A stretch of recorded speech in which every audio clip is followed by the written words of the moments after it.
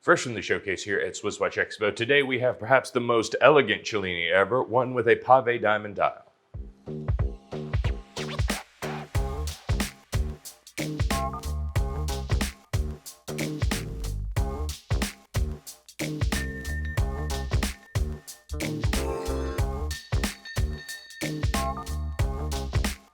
Perhaps my favorite example of Rolex's Cellini model, which is a very underrated dress line that they're still making today. But one of the most unique ones they made was the Prince, which was a dress watch Cellini with a square case.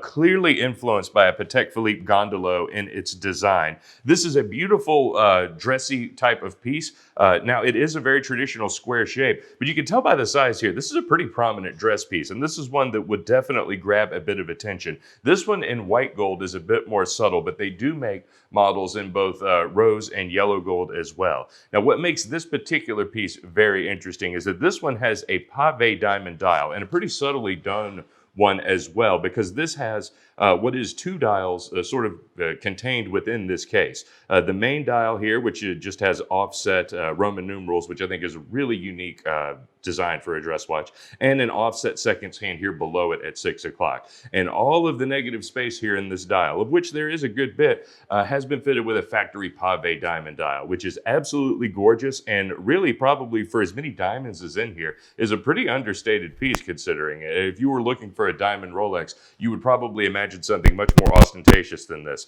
But this is a beautiful piece and a really one-of-a-kind sort of entry into the Rolex line, because as you know, they don't make really any square cases, not a whole lot of dress watches with the super traditional alligator strap sort of combo. The Cellini was that line, and the Prince perhaps the most unique offering in that Cellini line. Now, it's not just the dial that is unique. I do love sort of the knob or the crown here off to the side. It really is sort of stark the way that it sort of juts out from the right-hand side of this watch. But other than that, this is a completely high-polished finish. Every single edge of this does shine, and it shines quite brightly. I do love that the sort of end link here has some sort of pattern etched in it. The lines here look really interesting, and it definitely gives just a slight little difference in the sort of design here of it. It's not completely high polished across all, the end link is high polished. However, the design that they've etched in here definitely adds a little bit more dynamic sort of feel to it. So it doesn't quite look so monotonous being high polished all the way around. Another really interesting thing is just the sheer thickness of this case. This is a manual winding movement, so definitely feels designed forward to make the case this thick. Rolex would have been capable of making this a lot thinner, but I do think it is a very conscious choice to make this not just a square dress watch like a Cartier tank, but a pretty thick, prominent one, which is going to definitely set it apart from a lot of other square or rectangular dress watches. When we go around, this does have a Rolex original beautiful alligator strap.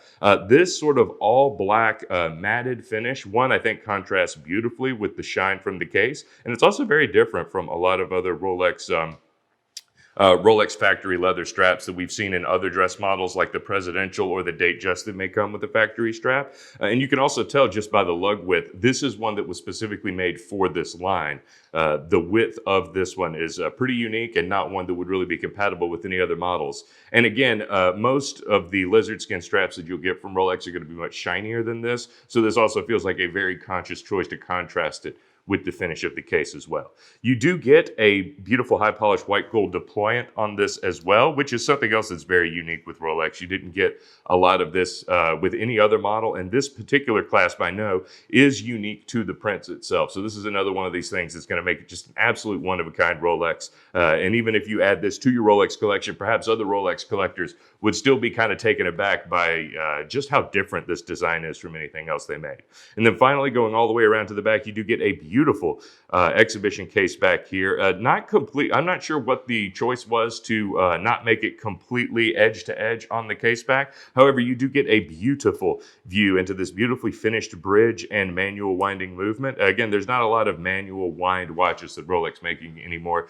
They've all completely gone to automatic, pretty much all across the board to my knowledge. So again, just one more thing that makes this such a unique Rolex piece. Now, as you know, all Cellinis are now much larger and automatic. The Prince, like all the other super classic Cellinis, has been discontinued, but of course we've got this piece in absolutely marvelous condition, fully serviced, in stock, and ready to ship today, in addition to hundreds, if not thousands of other Rolex pieces, dress watches, sports watches, even the hard to find new arrivals that you just can't get from your AD anywhere else.